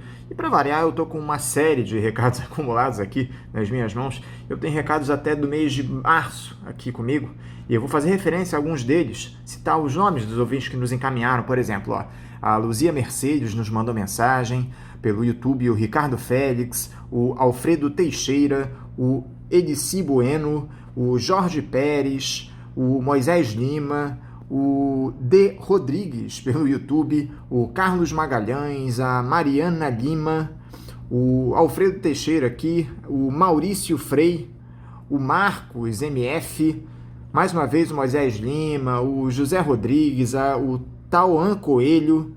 Enfim, eu tenho uma série aqui de mensagens. O Charles Batista nos enviou, a Mirtes Cohen, o perfil HP, o Sérgio Torres, o Beto Leal, enfim, uma série de mensagens aqui. Eu quero agradecer a todos vocês ouvintes que têm nos enviado aqui as suas participações, o Francisco Charal, também o Duarte Rocha, o Marcelo Cantizano, o Antônio José lá de São Gonçalo, nosso ouvinte histórico, o Ivan Millicen, o Paulo Paiva, o Marcos Schneider. Eu quero agradecer a todos vocês que têm nos enviado recadinhos. Eu vou passar a leitura aqui dos ouvintes que nos enviaram mensagens a partir do mês de abril, para que eu não fique tão defasado assim nessa leitura. O Alfredo Teixeira, mais uma vez aqui, volta a comentar. Ele diz o seguinte: vamos faixa, nos incentiva aqui. Um abraço para você, Alfredo. O Antônio José, lá de São Gonçalo, manda um abraço aqui pro Paulo Passarinho e diz que está ansioso para voltar a participar do programa. Pois é, Antônio, infelizmente nesse momento nós não estamos conversando com vocês por telefone, como sempre fizemos por conta dessa pandemia. Assim que nós voltarmos com as transmissões ao vivo, a partir do estúdio da Rádio Bandeirantes, nós mais uma vez disponibilizaremos o nosso telefone para que vocês voltem a conversar conosco aqui no programa, tá bom? Obrigado a você, Antônio, pelo teu recado. O Edésio Dias Araújo, na entrevista que nós fizemos com o jornalista Leonardo Sakamoto, lá no dia 1º de abril, ele diz: Sakamoto, gosto da sua escrita, mas ficou cansado. Você só escreve a respeito do Bolsonaro. Escreva sobre outros temas, não dá mais. Obrigado aí pelo teu recado, Edésio. Eu vou passar a tua mensagem aqui às mãos do Sakamoto, tá bom? Te agradeço, um abraço. O Jorge Pérez aqui, vida longa ao Faixa Livre. Obrigado, Jorge, pelo incentivo e pela tua audiência aqui durante tantos anos no Faixa Livre. O Ricardo Félix, pelo YouTube. O que realmente está acontecendo? A elite está pavimentando o caminho para o Mourão assumir a cadeira presidencial. Caiu a ficha da elite rentista, que com Bolsonaro não dá. Já se foi executada toda a agenda da elite rentista, com entrega de empresas estatais rentáveis, a dita autonomia do Banco Central e outras excrescências. Agora chegou a hora da elite parasitária rentista dar descarga no escatológico que senta na cadeira presidencial. Pois é, Ricardo, o problema é que isso não é uma unanimidade entre os integrantes do grande capital, meu amigo. Eles estão muito divididos. Uma série de analistas nossos já observaram essa divisão entre os representantes do capital hegemônico, porque ainda que uma parcela esteja extremamente constrangida com essas ações absurdas do Jair Bolsonaro, há uma fatia desse pessoal que não tem o menor constrangimento e só quer continuar a conquistar os seus lucros aqui no nosso país, independente de quem esteja na cadeira da presidência. E o Bolsonaro representa essa parcela mais conservadora dos ultraliberais, um pessoal que alimenta todos os preconceitos que o ex-capitão defende. Essa que é a verdade, Ricardo. Mas vamos ver como é que se darão aí os próximos passos, os próximos capítulos dessa história. Já tem muita gente dizendo aí que o Lula está buscando um acerto com esse pessoal. O ex-presidente está lá em Brasília negociando com alguns políticos. Parece que ele vai receber aí o Rodrigo Maia nos próximos dias, já conversou com o deputado federal Marcelo Freixo, com o senador Fabiano Contarato da Rede. Vamos ver o que é que se dará a partir dos próximos passos aí lá em Brasília. Não é isso, Ricardo? Te agradeço demais a tua mensagem. Um forte abraço para você, meu amigo. O Cláudio diz aqui pelo YouTube: olá, camaradas. Cadê o Nildo Ourix? Faz falta a sua leitura sempre radical e certeira para fazer a esquerda liberal perder a linha. Não o boicotem, abraços. Cláudio, olha só, a gente não boicota o Nildo Ourix. Essa mensagem é tão antiga que ele acabou falando conosco na semana passada. Se acompanhou o nosso programa, você deve ter ouvido a entrevista que ele deu aqui para nós no Faixa Livre. De forma alguma, nós boicotamos o Nildo Ourix. Muito pelo contrário, ele é uma figura histórica aqui no Faixa Livre. A opinião dele é muito importante para nós aqui no programa. Te agradeço demais, mesmo assim, o recado, tá bom, Cláudio? E mais uma vez o Alfredo Teixeira nos incentiva aqui. Vamos faixa, Luciene Silva e Vitória Grabois são brabas. Tá aí a referência do Alfredo Teixeira. Muito obrigado de novo pelo teu recado, Alfredo. A Edith Teixeira, no Facebook. Feliz Páscoa para todos que fazem o Faixa Livre e para os ouvintes também. O programa é maravilhoso. Obrigada, beijos. Para vocês verem como as mensagens estão atrasadas aqui. Edith, evidentemente que a Páscoa já passou há muito tempo, mas de toda forma eu espero que você tenha passado ótimos momentos aí com a sua família. E muito obrigado aí pelas suas felicitações, tá bom? O Antônio José volta a participar aqui e pergunta: quando o programa vai voltar ao normal? Pois é, Antônio, o programa só vai voltar ao normal quando essa pandemia já estiver praticamente encerrada aqui no Brasil. Infelizmente não há condições da equipe ficar se deslocando diariamente para os estúdios da Bandeirantes. Nós estamos em isolamento social, respeitando todas as recomendações da Organização Mundial da Saúde e das autoridades médicas em relação a essa pandemia, preservando a nossa saúde e a saúde de todos que estão ao nosso redor. Eu espero, Antônio, que você também tenha esse privilégio, assim como nós, de poder produzir o seu conteúdo, o seu trabalho da sua casa. Mais uma vez, obrigado pela audiência e pela mensagem, tá bom, Antônio? O Paulo Azevedo, melhor companhia de informações críticas. Muito obrigado, Paulo, pelo elogio, pela audiência. Que bom, eu fico feliz em saber que você acompanha aqui o nosso trabalho no Faixa Livre, tá bom? No YouTube, a Maria Aparecida dos Santos nos manda um bom dia, lá de Ribeirão Preto. Um bom dia para você também, Maria. Espero que você esteja nos ouvindo hoje. O Eduardo Pereira, pelo Facebook, elogia a entrevista que nós fizemos com o professor Francisco Carlos Teixeira. Que bom que você gostou, o Eduardo. Eu espero que você continue nos acompanhando aqui no programa. Muito obrigado.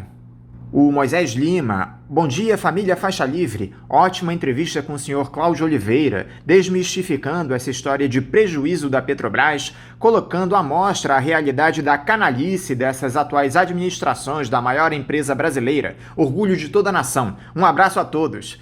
Um abraço a você também, Moisés. Que bom, fico feliz por você ter gostado da entrevista que nós fizemos com o economista Cláudio Oliveira aqui no programa, a respeito dessa entrega da nossa principal estatal, que é a Petrobras. Muito obrigado aí pela tua audiência, Moisés. E lembrando a todos vocês ouvintes que queiram entrar em contato conosco aqui no programa, podem enviar as suas mensagens pelas nossas redes sociais, no Facebook, Twitter e Instagram, pelo nosso canal no YouTube, que é o Faixa Livre, pelo nosso site, que é o www.programafaixalivre.com.br, ou pelo nosso e-mail, o ouvinte@programafaixalivre.com.br. Vamos agora a um novo intervalo. Voltaremos já já. Voltamos a apresentar Faixa Livre. Estamos de volta, ouvintes, e agora eu saúdo o presidente da Associação de Funcionários do BNDES, a AFBNDES, Arthur Koblitz. Arthur Koblitz, bom dia. Olá, Anderson. Olá, ouvintes do Faixa Livre. Uma satisfação, mais uma vez, estar aqui conversando com vocês sobre problemas aí do BNDES, questões do país. É sempre muito bom aqui esse debate que essa conversa que a gente tem aqui no Faixa Livre. Arthur, muito obrigado por você mais uma vez dialogar conosco aqui no Faixa Livre. Arthur, aquele imbróglio da sua eleição para o Conselho de Administração do BNDES ainda não teve um fim. E pior, ele se complica a cada dia. Me corrija se eu estiver errado, Arthur, mas parece que a direção do banco alegou a existência de um parecer da Procuradoria-Geral da Fazenda que cita a necessidade de uma nova eleição para a escolha do representante dos empregados do banco no Conselho da instituição. Vocês da Associação de Funcionários entraram na Justiça e o juiz Marco Lanha, da Terceira Vara Federal do Rio de Janeiro, determinou na última sexta-feira ao presidente do BNDES, Gustavo Montesano, e a toda a diretoria do banco que apresentassem, num prazo de 5 dias, a cópia integral desse tal parecer. É tão absurdo, Arthur, que fica difícil de acreditar em todas as manobras que essa direção entreguista do BNDES tem empreendido para evitar que a vontade dos funcionários do banco seja respeitada e você possa tomar posse dessa vaga no Conselho de Administração. Diz aqui pra gente, por favor, Arthur, como anda essa história? O Montesano já apresentou esse parecer da Procuradoria-Geral da Fazenda? Vamos lá, Anderson. Então, eu vou tentar resumir aqui rapidamente quais são as alegações que existiam, né, que foram apresentadas pelo chamado Comitê de Elegibilidade. Primeiro entender o que é esse comitê. O BNDES nomeia, a diretoria do BNDES nomeia 3 pessoas não são empregados do banco, que tenha a função de examinar questões de currículo, né, e de vínculo de qualquer pessoa que seja indicada para a diretoria ou para o conselho de administração do BNDES, certo? Então, esse pessoal faz esse trabalho de análise do que se chama de background check. É uma investigação que fazem, enfim, dos seus vínculos, seu histórico, das suas, enfim, formação, né? E essas informações são examinadas. No meu caso, não apareceu nada, né? Não tem nenhuma relação com, sei lá, com uma consultoria ou com uma empresa que pudesse gerar o que se chama conflito de interesse, né? Ou seja, como está definido na lei, conflito de interesse é quando você tem algum vínculo privado, tá, que afeta o seu julgamento indevidamente, né? Ou o seu julgamento, portanto, o seu voto, né? Então, por exemplo, vamos supor que você tem um conselheiro que é ligado ao mercado financeiro, que ele tem uma consultoria no mercado financeiro, está ligado a um banco no mercado financeiro. Então, se esse cara vai decidir uma ação do BNDES, votar lá sobre a ação do BNDES que favorece o setor financeiro, e esse cara tem vínculos ali, ele se beneficia daquela decisão, ele não deveria poder votar. Para isso que existe esse exame, né? Então, normalmente, o que o conselho faz? O que faz o comitê de elegibilidade? São vários os encaminhamentos que ele pode dar. Ele pode dizer, olha, em função desse conflito, você não pode participar de decisões e nem de reuniões sobre esse tema. A propósito, isso foi exatamente o que aconteceu com o atual presidente do Conselho de Administração do BNDES, quando ele foi indicado para atuar no Conselho de Administração do Banco do Brasil, ainda nesse governo. Antes dele vir para o BNDES, ele foi indicado para o Conselho de Administração do Banco do Brasil. E lá, a indicação do órgão lá do Banco do Brasil foi que ele não poderia, em função dos vínculos que ele tinha com o mercado financeiro, ele não poderia participar nem de decisões, nem de reuniões que tratassem do fundo de ações do Banco do Brasil. Certo? Foi isso que essa recomendação existiu. Então é esse tipo de coisa que pode ser feita. Ou você pode dar a opção da pessoa de falar o seguinte, olha, você pode se desvincular. Se você se desvincular dessas suas relações, então você pode ter uma atuação normal aqui, etc e tal. Então essas são as duas possibilidades, né? No meu caso, não se encontrou nenhum tipo de conexão minha, certo? O comitê fala isso. Eles encontraram, mas eles apontaram dois problemas. Um problema que eles apontaram que foi a minha participação numa eleição para o representante de base lá do BNDES. O representante de base é como se fosse um delegado sindical, a mesma coisa que um delegado sindical. Ele é um cargo sindical. E há uma lei na lei das estatais, uma mudança que houve na lei no governo Temer, que proíbe pessoas que têm cargo sindical de atuarem no conselho de administração. Esse foi o primeiro problema que eles verificaram. Na época eu estava, o primeiro relatório do comitê que saiu, eu estava me candidatando para esse cargo. Eu nunca assumi esse cargo, eu fiquei na condição de suplente nesse cargo. Quando o Comitê de Elegibilidade depois foi forçado a tomar uma decisão pela Justiça, porque eles estavam protelando, então a Justiça obrigou eles a tomar uma decisão, eles me perguntaram, né, qual era a minha situação. O background check me perguntou, olha, qual é a sua relação aí com esse cargo? Eu falei para eles, olha só, eu sou suplente não é cargo, mas para não criar mais problema nesse processo, para agilizar a minha posse, eu renuncio à situação de suplente. Então, com isso, essa questão desapareceu.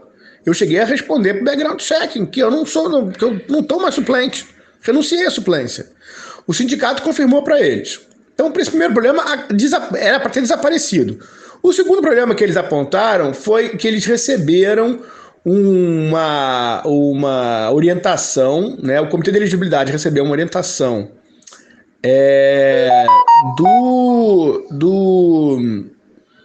diretor de compliance, né, um membro da diretoria do BNDES, dizendo que por conta do meu artigo na Folha de São Paulo, um artigo que eu escrevi em janeiro, final de janeiro, denunciando, foi publicado no final de janeiro, denunciando a liquidação da BNDESPar, né? A gente já conversou sobre isso aqui, eu acho, no Faixa Livre, né? Eles estão venderam mais de metade da carteira da BNDESPar no meio da pandemia, né? E agora eu escrevi um novo artigo também sobre isso no Estadão, né? Em que eu falo que a situação só piorou de lá para cá. Por exemplo, venderam toda a Vale e agora a Vale venderam por R$60 a ação da Vale, agora a ação da Vale está valendo 110.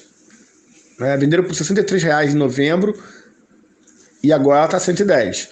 Eu estava denunciando que essa venda estava sendo mal feita, que estava sendo uma venda prejudicial para o BNDES e para o governo federal, é uma queima de patrimônio e benéfica para o mercado financeiro. Bom, eu fiz um artigo denunciando, a primeira denúncia disso no final de janeiro, e houve uma reação lá de alguns empregados em relação a isso e tudo mais. Bom, essa reação foi depois da minha eleição, foi uma reação localizada de alguns funcionários que não gostaram, se sentiram atingidos por um artigo o meu objetivo foi fazer uma crítica à estratégia adotada pela diretoria e o Conselho de Administração do BNDES, um ponto que eu já vinha tocando, já vinha denunciando há muito tempo, né, na minha própria campanha para o Conselho. Bom, mas alguns empregados ficaram contra o Conselho, esse meu artigo, e eles usaram isso, né, essa contrariedade que o meu artigo causou para alguns empregados na casa, como uma razão para dizer que eu sou conflitado, que eu tenho algum tipo de conflito de interesse. Assim, no meu entendimento, eles estão transformando uma divergência, um conflito natural em democracia. Eu não fui eleito por todos os empregados, eu fui eleito para a grande maioria dos empregados. 73% dos empregados votaram em mim para o conselho, tinham 2 outras opções para eles votarem. Eu ganhei no primeiro turno. Né? Ninguém fez campanha para me tirar, para que eu não fosse conselheiro de administração. Nem depois de escrever esse artigo. Mas eles querem pegar esse artigo, o meu exercício da liberdade de expressão, e usar isso como argumento para fazer o que, na minha opinião, é uma confusão. Eles querem só criar uma confusão. Dizer que eu sou conflitado porque eu tenho um conflito com alguns empregados. Quer dizer, conflito de interesse não tem nada a ver com isso. Conflito de interesse, como eu já falei, é o caso, por exemplo, do que aconteceu com o Serfati, quando foi no Banco do Brasil, e quando o Serfati foi para o BNDES, o Comitê de Elegibilidade encontrou problemas de conflito, né? E isso não impediu que ele desse posse para o Marcelo Serfati, que é o presidente do Conselho de Administração.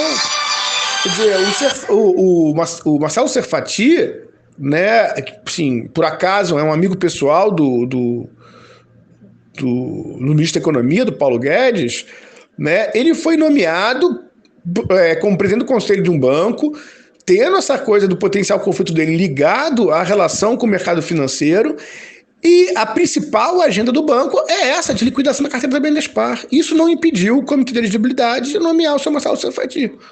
Agora, no meu caso, eles não me deram nenhuma opção. Eles, no meu entendimento, criaram uma noção que não corresponde à lei de conflito de interesse, né, extrapolaram a noção de conflito democrático e querem, com isso, impedir a minha posse. Essa é a situação que estava colocada já há algum tempo, quando foi divulgado um trecho desse parecer. E o que é que a Procuradoria alegou dessa vez para que uma nova eleição seja convocada, depois de você ser escolhido em dezembro com 73% dos votos dos funcionários do BNDES? Sim, então deixa eu voltar a essa questão agora da PGFN, né? Porque eu tive todo esse introito aí para deixar clara a situação.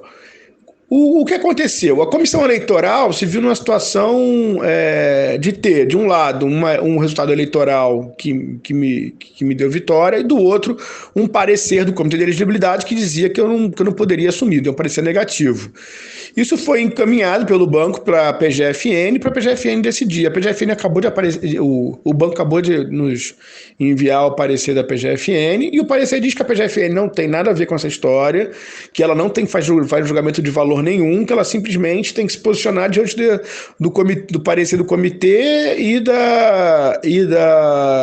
resultado eleitoral, e que ela entende que porque o parecer é negativo, então eu não posso tomar posse, tem que ser feita uma nova eleição.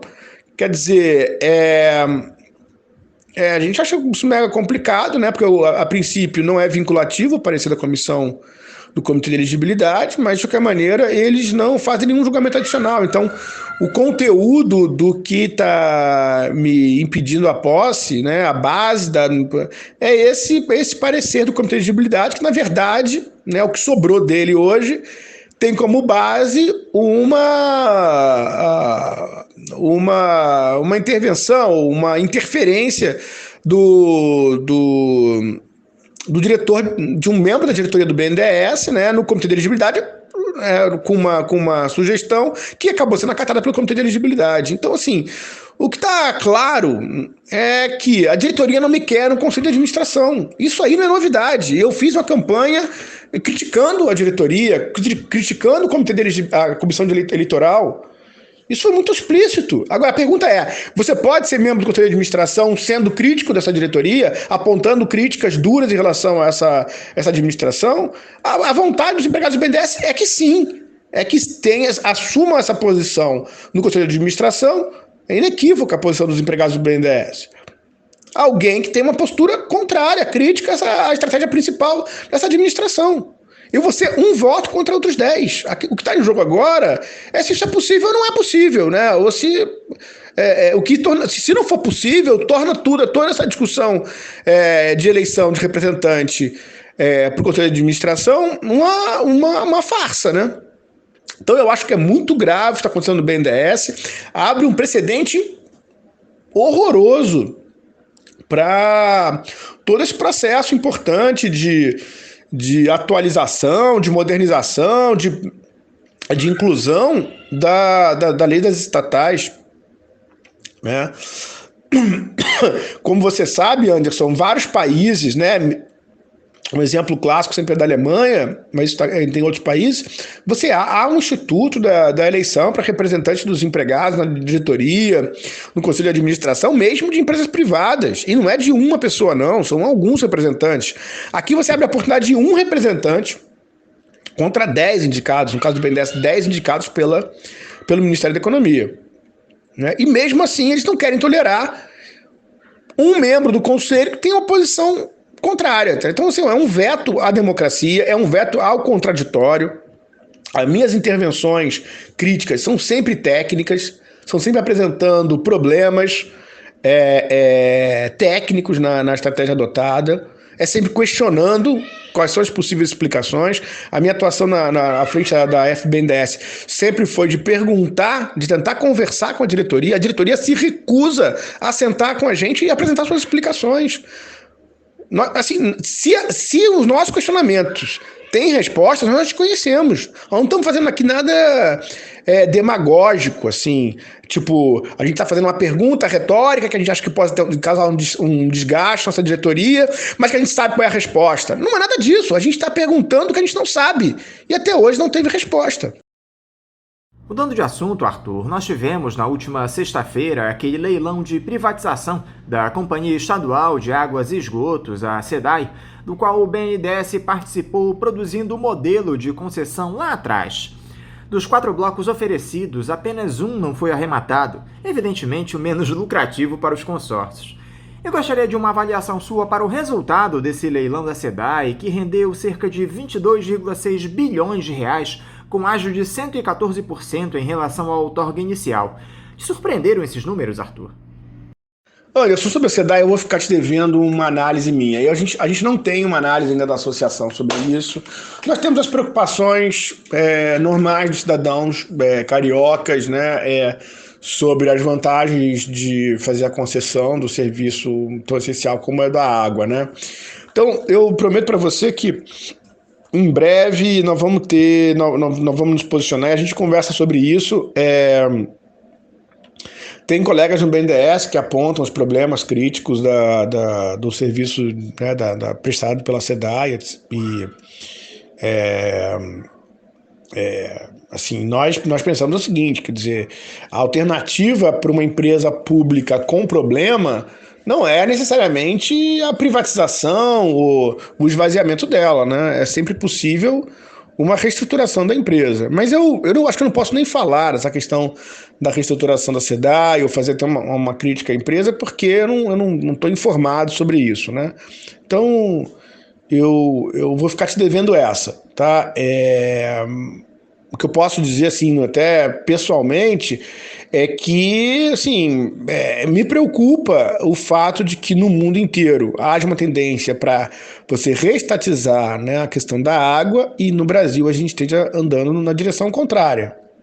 Isso me chama atenção. Me chama atenção também o fato de que não existem exemplos históricos de um país que universalizou acesso a esgoto, né, ou a água, via iniciativa privada. Isso são fatos, né? Até onde eu sei são fatos. Então, preocupações nós temos, mas seria leviano avançar ou apresentar uma grande convicção antes de eu me debruçar mais sobre o assunto. Para terminar, Arthur, eu gostaria que você falasse um pouco sobre o cenário da economia no país.